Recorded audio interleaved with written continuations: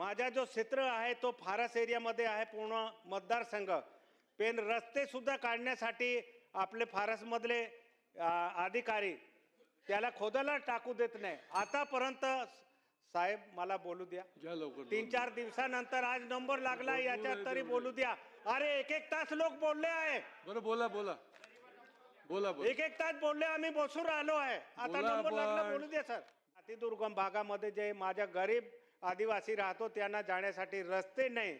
रस्ते काढण्यासाठी एक तर तुम्ही फारसमध्येच रस्ते घ्या. फारसची तरतूद करा. हजारो कोटी तरतूद करून तुम्ही रस्ते द्या आणि आम्हाला रस्ते तरी करून द्या. आझादीच्या 77 वर्षात आम्हाला रस्ते नाही. म्हणून माझी विनंती आहे मुख्यमंत्री महोदयला, ते बिबट्यात काय बिबट्या आला गेला किती खाल्ले ते जाऊ द्या. आमशा पडवी अध्यक्ष महोदय आहे. अध्यक्ष महोदय आज पुरवणी मागणीवर बोलत असताना माझ्या नंदुरबार जिल्ह्यामध्ये आणि खास करून धडगाव ना अक्कलकुवा या भागातील शिक्षण आझादीच्या आपण 78 वर्षामध्ये आहे. अध्यक्ष महोदय, माझ्या या अतिदुर्गम भागामध्ये या मतदारसंघामध्ये धडगाव अक्कलकुवामध्ये माझ्या या भागात आझादीच्या 78 वर्षामध्ये अजूनही स्वतंत्र शाळा नाही. जिल्हा परिषदच्या वर्गखली आतापर्यंत अक्कलकुवा तालुक्यामध्ये 35 आणि धडगाव तालुक्यामध्ये 20 असा जो शाळा आहे ते शाळा आजपर्यंत एक तर झाडाखाली किंवा कोणातरी घरामध्ये एवढे आझादीच्या 78 वर्षापर्यंत आम्हाला आदिवासी क्षेत्रामध्ये शाळा उपलब्ध नाही. आणि म्हणून माझे इथे शिक्षण मंत्री आहे यांना विनंती आहे का हे पुरवणी मागणी करत असताना भरीव तरतूद करून माझ्या भागातले आदिवासी क्षेत्रामधल्या जे शाळा आहे ते शाळा कुठेतरी आमच्या आदिवासी विद्यार्थीला लागायला पाहिजे का आम्ही इमारतमध्ये शिक्षण घेतो आहे. कारण आतापर्यंत इमारत नाही. तसेच जे शाळा जुन्या आहे पडकी ते शाळा अशा 88 शाळा आहे का त्याच्यामध्ये विद्यार्थी बसू शकत नाही असे आहे. आणि धडगाव अक्कलकुवा धरून 120 वर्गखोल्या आम्हाला कमतरता आहे.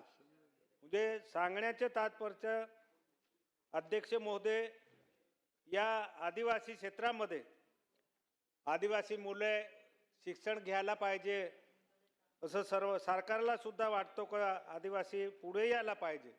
पण आदिवासीला शिक्षण करण्यासाठी ज्या आदिवासी क्षेत्रामध्ये जर शाळा जर एवढे वर्षामध्ये शाळा नाही असेल तर आदिवासींचे मुले काय किती वर्षे अजून लागेल.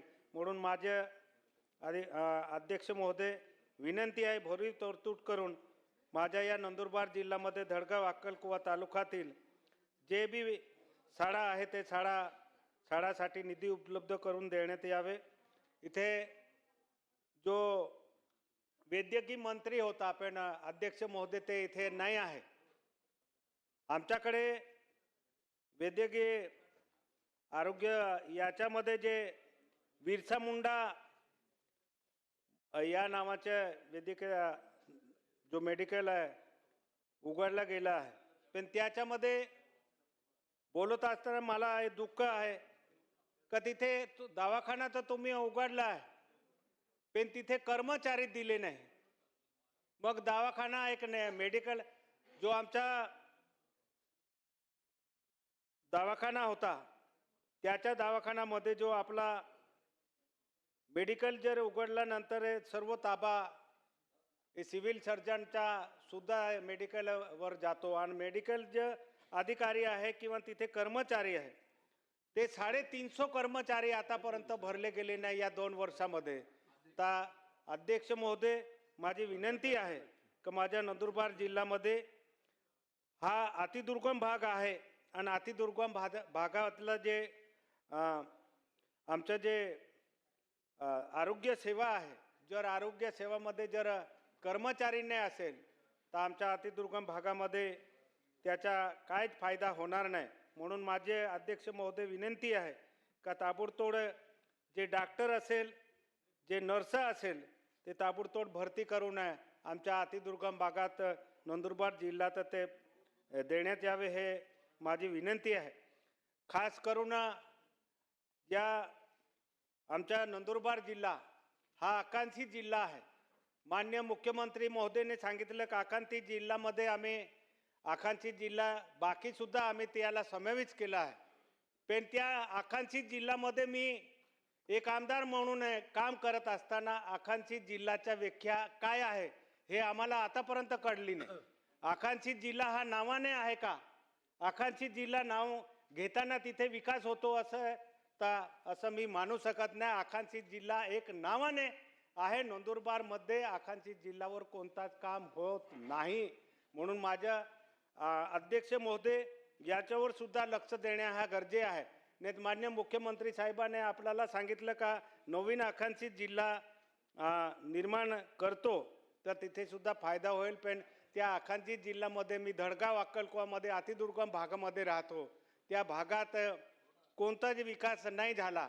म्हणून माझे सरकारलाही विनंती राहील का ज्या भागातून मी येतो, आता माननीय मुख्यमंत्री साहेबांनी सांगितलं ऊर्जा आणि याच्यावर सुद्धा बोलले, तर मला बोलताना एक दुःख हे वाटतं की माझ्या भागात मी ज्या कार्यक्षेत्रामध्ये आहे त्या कार्यक्षेत्रात 420 पाडांना आतापर्यंत लेटसुद्धा नाही. तर जेव्हा लेटच्या बारामध्ये मुख्यमंत्री साहेबांनी बोलले तर माझे मुख्यमंत्री साहेबांना आणि अध्यक्ष महोदयांना विनंती राहील का माझ्या या अतिदुर्गम भागामध्ये आदिवासी क्षेत्रामध्ये जे आकांक्षित जिल्हा आहे त्या जिल्ह्याकडे खास करून लक्ष देऊ नये. या नंदुरबार जिल्ह्याचे जे स्थलांतर होतो, जे बाकी आमच्या भागामध्ये ऊस तोडण्यामध्ये पंढरपूर किंवा गुजरातमध्ये आमच्या आदिवासी क्षेत्रातले सगळे लोक जाता कोणत्याच जातचा उद्योग नाही. तर म्हणून नंदुरबार जिल्ह्यामध्ये मागे मुख्यमंत्री महोदयाने सांगितले की नंदुरबार जिल्ह्याला 4000 कोटी आम्ही देतो आहे. पण या अर्थसंकल्प अधिवेशनामध्ये नंदुरबार जिल्ह्याचा कुठेच उल्लेख आला नाही की 4000 कोटी कोणत्याही योजनासाठी दिले, कशासाठी दिले हे आम्हाला माहितीच पडलं नाही. पण जेव्हा व्हिडिओ आला होता साहेबांचा तेव्हा आम्हाला असं वाटलं की आता नंदुरबार जिल्ह्यामध्ये 4000 कोटी देणार तर आमच्या भागात काहीतरी विकास होईल. पण तसं काय तरतूद झाली नाही. म्हणून अध्यक्ष मोदी माझी विनंती राहील, खास करून मी ज्या आदिवासी क्षेत्रामध्ये आहे त्या आदिवासी क्षेत्रामध्ये 100% आदिवासी आहे. आमच्याकडे लक्ष द्यायला पाहिजे. शिक्षण व्यवस्था किंवा फारचे जे आता मंत्री होते ते आता नाही आहे. माझ्या या कार्यक्षेत्रामध्ये 90% हा क्षेत्र फारस एरिया आहे. आणि फारसचं जेव्हा 1 कोटी झाड लावायचं जे मंत्री महोदयाने डिक्लेअर केलं आहे, पण आतापर्यंत तर आम्ही फारसमध्ये आहे पण पूर्ण डोंगर आहे हा बोडका झाला आहे. तर माझं मंत्री महोदय जर राहिले असते त्यांना विनंती केली असती, तुम्ही एक झाड जागवू शकले नाही. हां, मागे सुद्धा मी मंत्री महोदयांना निवेदन दिलं होतं. मंत्री महोदय मी तुम्हाला पत्र दिलं होतं का आमच्या भागात माझा जो क्षेत्र आहे तो फारस एरियामध्ये आहे पूर्ण मतदारसंघ. पण रस्ते सुद्धा काढण्यासाठी आपले फारसमधले अधिकारी त्याला खोदायला टाकू देत नाही. आतापर्यंत साहेब मला बोलू द्या, 3-4 दिवसानंतर आज नंबर लागला याच्यात तरी बोलू द्या. अरे 1-1 तास लोक बोलले आहे. बरं बोला बोला बोला बोला 1-1 तास बोलले, आम्ही बसून राहिलो आहे. आता नंबर लागला बोलू द्या सर. बोला बोला. तेव्हा 60% एरिया आमच्या मतदारसंघामध्ये फारस क्षेत्र आहे. फारस अजून 44 गाव अजून फारसमध्ये आहे, महसूलमध्ये नाही. फारसमध्ये जे आमचे गावे आहे त्याच्यात 1585 पाडे आहे आणि ते फारस क्षेत्रामध्ये आहे. आणि त्या गावाला जाण्यासाठी रस्ते नाही. रस्ता काढण्यासाठी गेले फारसवाले पहिलेच खोदायला टाकत देत नाही. म्हणून मी मुख्यमंत्री महोदयांना आणि अध्यक्ष महोदयाला विनंती करतो.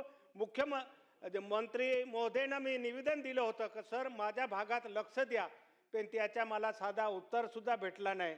ठिकाण टाकली नाही तोपर्यंत फारच अधिकारी येता, म्हणून माझे मंत्री महोदयांना विनंती राहील, माझ्या या कार्यक्षेत्रामध्ये 90% हा क्षेत्र हा फारस एरिया आहे आणि त्या फारस एरियामध्ये जाण्यासाठी जे अतिदुर्गम भागामध्ये जे माझ्या गरीब आदिवासी राहतो त्यांना जाण्यासाठी रस्ते नाही, रस्ते काढण्यासाठी एक तर तुम्ही फारसमध्येच रस्ते घ्या, फारसची तरतूद करा, हजारो कोटी तरतूद करून तुम्ही रस्ते द्या आणि आम्हाला रस्ते तरी करून द्या. आझादीच्या 77 वर्षात आम्हाला रस्ते नाही.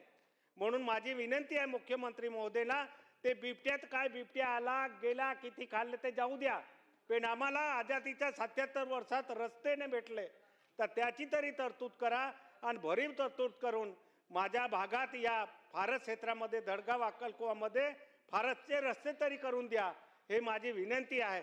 अध्यक्ष महोदय, मला याच्यात बोलण्यासाठी संधी दिली, मी तुम्हाला बी तुमचं बी आभार मानतो, कारण 3-4 दिवसात बोलण्याची संधी दिली. मी एवढंच बोलून माझे 2 शब्द समाप्त करतो. जय हिंद, जय महाराष्ट्र.